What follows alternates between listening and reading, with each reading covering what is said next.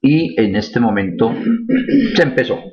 Entonces reitero el saludo y estamos empezando el tema. Voy a trabajar en la parte de gráficos con SPSS. En la primera parte, el primer video, voy a trabajar la parte más conceptual. Yo siempre entiendo que todos queremos llegar a la parte operativa, a saber cómo se hace, etcétera, pero definitivamente también es fundamental el saber cuál gráfico es el adecuado. No es hacer gráficos por hacerse. Hay unos que son útiles para determinados tipos de variables y otros, obviamente, para otros, dependiendo del tipo de escala de medición, sobre todo. Y siempre estará pendiente el tema de los objetivos. Pero no es hacerlos pues así como sin ninguna reflexión. Hay que estar pendientes de qué es lo que buscamos. Ahí tengo el un gráfico que es como la portada de la presentación. Y tenemos unas barras descendentes. Pero también tengo otra línea que sale precisamente de la primera barra. Es la que estoy tratando aquí de resaltar metiéndole en otro recuadrito. Y mi pregunta es, ¿cómo se llama ese gráfico? ¿Tienen conocimiento del nombre de esta figura que tienen en pantalla? Uno sí, dos no tienen ni idea, o tres no saben, en fin. Este gráfico, ¿qué nombre toma? También les menciono que hay una lupa en la parte superior de la pantalla donde está el dibujo, con la cual puedo acercar la imagen o alejarla. Yo la alejo para acordar ahí que en la presentación dice ebook estadística y probabilidades, página 96. Ahí encontrarán pues información sobre este tema. Me dicen entonces qué gráfico es el que tengo en pantalla o no conocemos. Están pensando. Bueno, muy bien.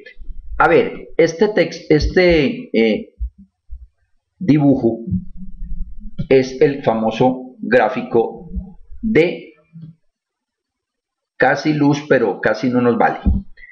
Este es el gráfico de Pareto. ¿Por qué es gráfico de Pareto? Porque diferente al de barras, o la diferencia de lo de barras, es precisamente que tiene una línea, como observan, que va incrementándose y llega hasta el 100%. Entonces, hay una diferencia sustancial en lo que estamos analizando. Buenas noches, Cecilia. Estamos hablando del gráfico, precisamente de algo que tú me preguntabas. Danos un saludito, Cecilia. Cecilia es de nuestro querido México. Este lunes que viene, el 6, estará de nuevo el compatriota de Cecilia, nuestro apreciado Vicente Fernández, aquí en Medellín. Creo que es la última vez, pues se volvió a confirmar eso, volvieron a mencionar. Un comentario nomás. Bueno, preguntaba el gráfico que tengo en pantalla y estoy afirmando que es el conocido gráfico de Pareto. Cecilia lo mencionaba para su trabajo en algún momento y es bueno entonces aquí mencionar el tema. ¿Cuál es la diferencia del de barra solito? Observen que aquí nos dio 19, la frecuencia.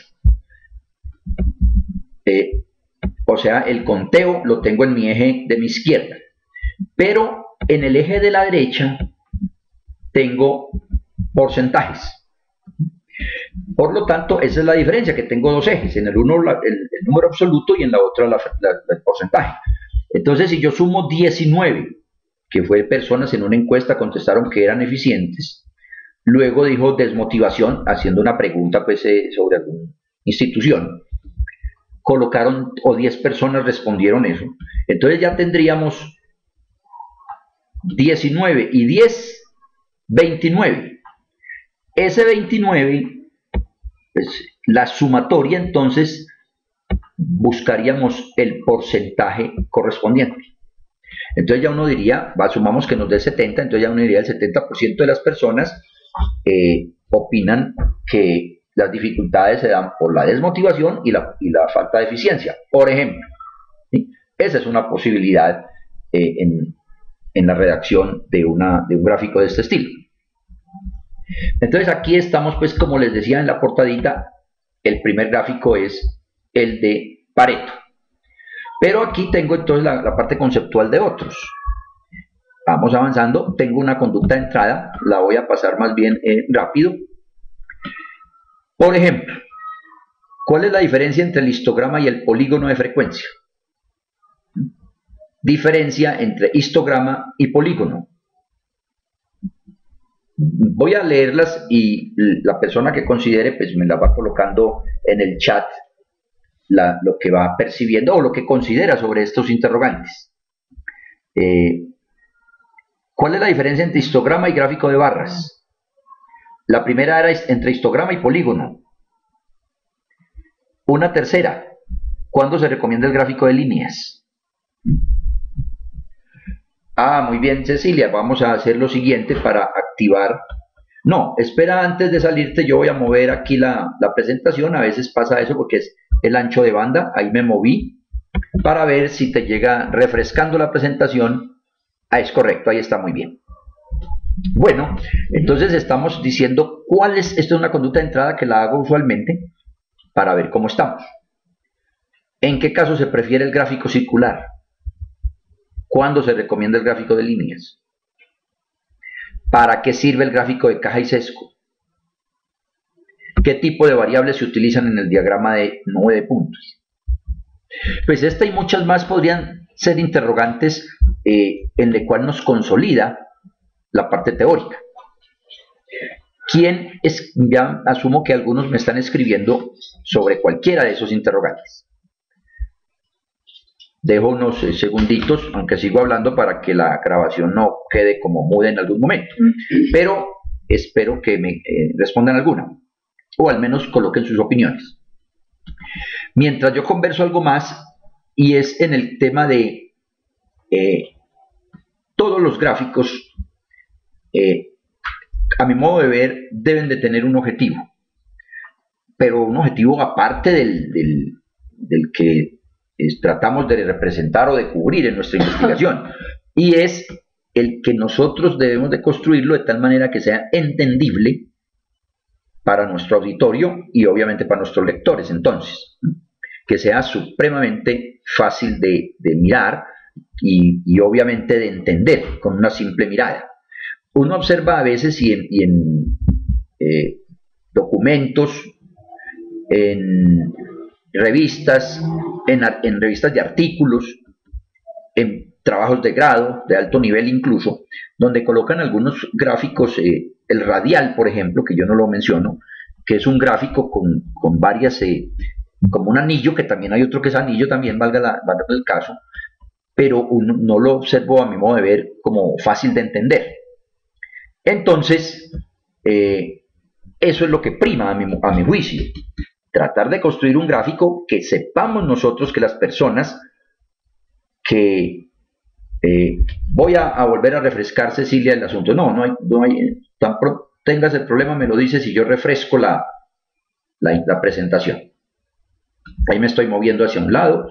Tal vez Vanessa tuvo alguna dificultad, ya volvió a entrar, me alegra. Espero que estemos aquí para documentarnos de esto que creo que les va a servir a todos. Nos va a servir a todos. ¿Qué tal? Ahora sí la ves, Cecilia. Vamos a mirar. Bueno, me responde. Sigo en la conversación. Entonces el tema es simplicidad primero que todo, que sean fáciles de entender eso. Bueno, ya en el comentario, buenas noches, Andrés. Es Andrés Jurado, ¿cierto? Que me puso Andrés F.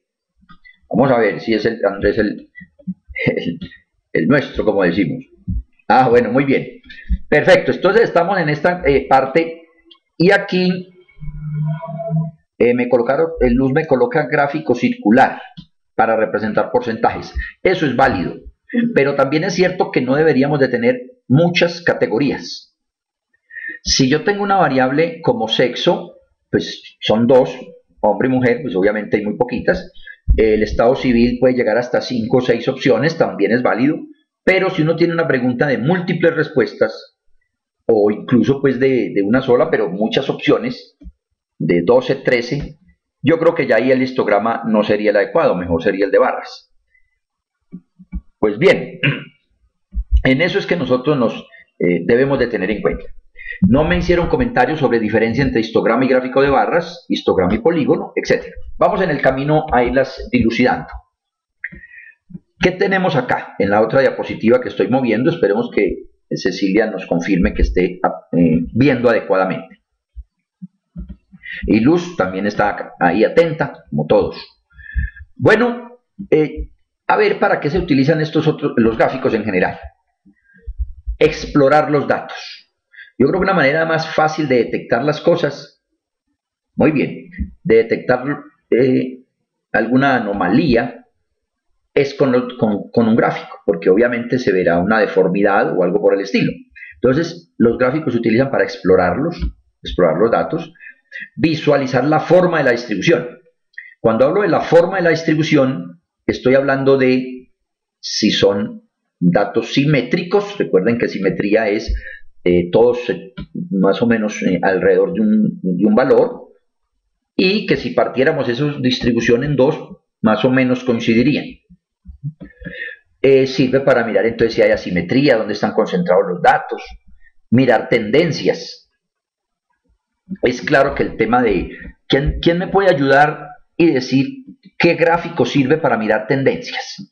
Si ustedes lo llamaran a un trabajo ya, algunos ya lo hacen también, más adelantico cuando estemos fuera de pantalla, que no esté grabando de pronto, pues nos conocemos un poquito más. Al menos ustedes con los compañeros, yo sí los tengo ubicados a todos. ¿Con qué el gráfico cuál gráfico ustedes construirían para analizar tendencia? Algo que va para que tenga un comportamiento, ¿sí? ¿Cuál sería el gráfico para ello? Harían un gráfico de segmentos, campana de Gauss. Bueno, a ver, la campana de Gauss lo que nos serviría más para el punto 2. Voy a mirar la forma de los datos. Además hay otra aclaración. Realmente no es que el gráfico sea de campana de Gauss. Un gráfico podríamos pensar que es un histograma, y ya depende cómo nos dé, diríamos si se asemeja a la campana de Gauss, que es otra cosa. Efectivamente, lo que nos dice, sí, Andrés, Edwin, Cecilia, efectivamente, el de líneas, que también se conoce como segmentos, es el gráfico más apropiado para analizar tendencias. Ahora, tendencias si asumo que tengo muchos datos también, ¿no? Porque uno con poquitos datos, 6, 7, puedo hacer uno gráfico de barras y de alguna manera me sirve. Pero realmente, líneas está diseñado para analizar series de tiempo. Y de alguna manera son ese tipo de patrones. O en una industria de otro estilo, puede ser mirar las tendencias o el comportamiento de procesos. Y de hecho así se trabaja. Si hay algo que va subiendo es porque puede tenderse a salir de sus especificaciones, y entonces ahí hay que tener en cuenta todos esos detalles. Para agrupar por factores, observar relaciones, comparar distribuciones, comparar medidas estadísticas, etc. Ahí les recuerdo que también en el ebook de estadística y probabilidades, en la página 96, tengo toda esta teoría para que la refuercen, ¿sí? En la medida de lo posible. Mis compañeros de la facultad, pues en el texto que también conocen, no sé si casa en la página 96, porque ya yo hablo aquí es por los ebook digitales, pero de todas maneras sí está en el texto físico también. Bueno, avanzo un tantico y aquí empiezo a hablar del diagrama de barras. Voy a hablar no tanto, yo lo voy a deshacer, pero de hecho sí vamos a conceptualizar algo, ¿no? Aquí tengo en un estudio de mis amigos de México del curso anterior, según estudios de opinión política, hay que colocar el título, aprovecho para ello. La ciudad en este caso fue México, 2012, y que está mostrando una distribución porcentual. Eso me acuerda de otro detalle, y es una falla a mi modo de ver común. La escala, sobre todo cuando lo hacemos en Excel, y aquí mismo, pues se construye el gráfico y él por defecto, dependiendo de los datos, puede que la escala me llegue al 60%, incluso puede que me llegue al 30%. y hasta ahí me coloca el tope. A mi modo de ver, eso es una falla. Y nosotros, que somos los que entregamos la información, debemos de adecuar ese porcentaje, siempre cambiarlo al 100. ¿El por qué? Porque si yo lo dejo que en un 60%, así me lo saca el Excel o me lo saca este mismo SPS, y yo dejo ese gráfico así, visualmente las barras quedan más altas. Y luego construyo otro gráfico de barras de otro tema, y en ese fue el 30% lo más alto, y vuelvo y veo la barra grande. Me parece a mí que podemos estar como distorsionando algo o desinformando en lugar de informar. Entonces pretendo o considero que hay que hacer siempre la escala de 100 en porcentaje. También podría pensar que se ordenan de mayor a menor. Aquí la dejé tal cual, porque aquí lo que estamos diciendo es, en esta medición, en Aguascalientes fue donde más se encuestaron. Este es de la muestra, sí, donde más, casi el 60% de la muestra fue realizada en esta provincia, ¿cierto? Cecilia, es provincia que llamamos allá, o municipalidad tal vez. Cecilia es la que de México y nos puede dar la pista ya. Bueno, entonces aquí estoy un gráfico el estado de Aguascalientes. Muy bien. Ahora, si yo planteara esto en un gráfico circular, definitivamente me parece que quedan las barras, las áreas del círculo muy pequeños. Y eso pegado con los números y con las letras, pues entonces yo creo que no sería tan adecuado. Pero en unas con otras, para las variables cualitativas, tanto el de barras como el circular se asemejarían a ese tipo de variables cualitativas, bien sean nominal e incluso hasta ordinal. Pero entonces yo lo que sugeriría es hacer ambos y mirar cuál nuestro auditorio va a ver de manera rápida. Bueno, aquí ya planteo el de barras, ahora lo haremos nosotros. No haremos todo necesariamente. El SPS nos da otras posibilidades. Aquí ya estoy mirando la muestra según sexo. Yo siempre lo sostengo, soy reiterativo, y de alguna manera me disculparán también, es que yo siempre pienso que hay que desagregar la información. Siempre hay que cruzar con otras cosas. Porque incluso aquí en que es un poquito trivial de pronto en el ejemplo, con eso una muestra, no habría necesidad tampoco de dividirla. Tengo en el ejemplo ya cuál es la distribución porcentual tanto para hombres como para mujeres. Miren que dejé la escala de 40, pero al menos la tuve en las dos porque ya me queda muy pequeñito, pero tranquilamente debía haberlo cuadrado en 100% también.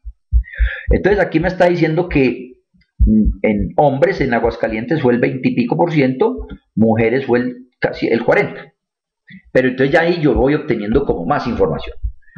Esto es un ejemplo de las posibilidades, porque alguien me dirá, no, pero es que en la muestra no es necesario, de pronto más bien en el tema de estudio. Estamos de acuerdo. Pero estoy mostrando cómo se construyen o cómo es la posibilidad de estos gráficos. Aquí veo el mismo gráfico, pero en columnas. Son posibilidades de mostrar informes.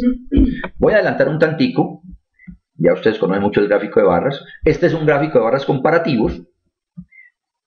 Ya está mirado por Distrito Federal, todo en México. Y por sexo. También de la muestra, por sexo. Reitero que debí otra vez haber colocado más bien 100%. Ahí fue un error que tuve, porque entonces yo no puedo predicar como se dice y no hacerlo. Ahí se debe colocar el 100. Porque observen que el 41 como las barras muy grandes, pero bueno, la lógica es el 100%. Bien, también son comparativas, es otra posibilidad de gráfico de barras para variables cualitativas, fundamentalmente. Aquí estamos hablando de un promedio. Ya aquí en el eje de la Y me permite trabajar con promedios. De pronto Andrés la última oportunidad me mencionaba pues del tema de gráficos, si era posible trabajarlos. Hay posibilidad entonces de mirar la media, en este caso se manejó fue la edad. ¿Qué pasaba con la edad de esos encuestados según los estados? Entonces ahí el promedio fue de 40 y tantico en general, o sea que en todos los estados fue similar. Sigo hablando de la muestra, tal vez no muy reiterativo, no muy diciente, pero estoy también con el enfoque de cómo se pueden mostrar las barras. Ahora, en pantalla ya tengo el histograma.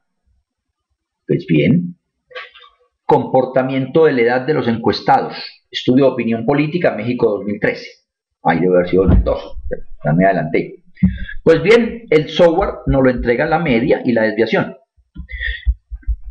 La diferencia que mencioné en la conducta de entrada entre las barras y el histograma es, me devuelvo para mostrarlo, es precisamente que en las barras dejamos espacio entre ellas. Una situación conceptual mínima, pero es la diferencia del caso. ¿Por qué dejamos espacio entre ellos? Porque aquí no hay una continuidad de la variable. En este caso son estados. Entonces diferencio entre un estado y otro. Dejo espacio entre las barras. El histograma, no. El histograma, las barras son unidas porque la variable objeto de estudio es una variable continua en su generalidad. Continua. De pronto en alguna que otra discreta se podría pensar, pero o se hace, como sería el número de hijos de pronto, pero tendríamos que, pues, casi que no meritaría, porque no hay uno con 5 hijos, etc. Entonces el histograma es para variables continuas, por eso no dejamos los espacios. Y aquí, en esas tipos de variables, ya sí podemos pintarle la curva, a ver si esta es la actual campana de Gauss. Si no, ya habíamos hablado de una teoría de que si me quedan mal los datos empezando la distribución, es una distribución asimétrica positiva, que pareciera aquí un poquito más asimetría, porque aquí en la parte entre el 0 y el 20, o sea del eje, no hay ninguna persona, y es apenas lógico, ¿no? Entonces se vería una especie de asimetría. Hasta acá me voy haciendo entender. ¿Hay alguna inquietud? Pregunta, ¿me escuchan bien? ¿Ven la pantalla? ¿Pues las figuras? Perfecto. Ahora, en todos los temas, muy bien, muchas gracias. En todos los temas, esto es lo que se analizaría en un gráfico. Hombre, si todos quedan concentrados al principio, yo lo que estoy diciendo es que es una población joven. Si por el contrario me queda la mayoría al final, entonces es una población que estoy estudiando con, digamos, más tendiente a ser mayor de tercera edad, por ejemplo. Aquí se ve alrededor de los 40, eso nos dio la media ahorita, pero también hay más tendencia a valores mayores, 80, y tal vez veo uno por acá más lejitos. El histograma se utiliza entonces para variables continuas. Bien, el gráfico de pastel ya lo habíamos mencionado ahorita, básicamente es porcentajes. Y ese, pues, dependiendo del número de categorías, muy usual. Puede que sean más bonitos en alguna manera, tal vez hasta en el Excel mismo. Pero acá tenemos oportunidad de presentar de diversas maneras, lo mismo que las barras, o sea, por columnas, por filas, por subgrupos, hay muchas más opciones. Y aquí llegamos al famoso líneas, gráfico de líneas. El de líneas precisamente ya me muestra es un comportamiento en lo que hemos dicho a través del tiempo. En este ejemplo está número de casos mensuales de morbilidad por consulta externa. Estos son datos reales. En ese momento hicimos un estudio con mis colegas de la facultad, el profe Hugo, el profe Doraceli, y ahí analizábamos este tipo de trabajos. Hay una tendencia definitivamente ascendente en el número de casos consulta externa por hipertensión. Pues entonces ahí es donde llegamos a detectar, bueno, hay que tomar medidas, ¿cierto? No es solo por mirar el comportamiento y de pronto buscar un modelo para tratar de predecir qué es lo que está pasando. Yo siempre he sostenido que empresa que se quiebre, de pronto no habría ningún estadístico, digamos, ahí con sus buenas bases, porque tendría que mostrar un gráfico que las ventas vienen bajando y habría que tomar alguna medida, o que la producción va de alguna manera con muchos defectuosos y eso se tiene que detectar con las figuras. Claro está que hay imponderables, ¿no? Imponderables es aquellas cuestiones que no se pueden prever o que no se analiza bien en lo administrativo. El tema de los TLC va a tener sus dificultades para mucha empresa, pero para otras va a ser grandes oportunidades. Ahí habrá que hacerle un seguimiento cuál es el impacto de esas entradas o de ese tipo de productos y mirar las tendencias. Ahora, también tenemos que pensar en nuestros propios negocios, aprovechando Edwin y Vanessa que arrancan en sus vidas profesionales, los propios negocios hay que colocarlos, hay que mirar esa posibilidad del emprendimiento.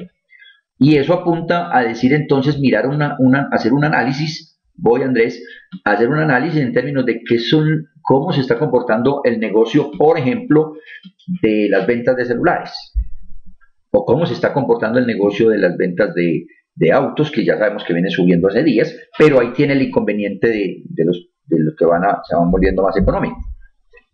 Pero también el tema de la internet, cómo están las ventas de páginas de sitios web, cómo están las ventas de determinado producto, las tendencias que se esperan, y ahí hacer análisis.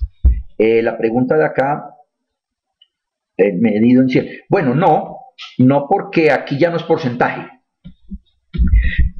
Lo que medimos, o sugiero yo siempre contar 100, es porque es la base. Siempre un porcentaje, usualmente la base es 100. Entonces ahí tendríamos ese reporte. Pero ya aquí son números de casos. Entonces pueden haber casos de 5.000, 3.000, en fin, depende de la variable. Entonces ahí no cabe esa teoría. De pronto en algunos otros casos también hay incrementos de más del 100%. Entonces hay excepciones, mejor dicho. Pero en la generalidad, sobre todo en temas de encuestas, la sumatoria nos dará el 100% en su generalidad. En esos casos es donde planteo que hagamos la escala hasta ahí. Pero en otros podría incluso superarse ese número y ser válido. O sea que siempre hay que reflexionar sobre nuestra variable objeto de estudio. La gran mayoría yo diría que 100, más en encuestas. Ahora, esto te hablo de número de casos y alguien me podrá decir, ¿por qué no trabajo con tasas?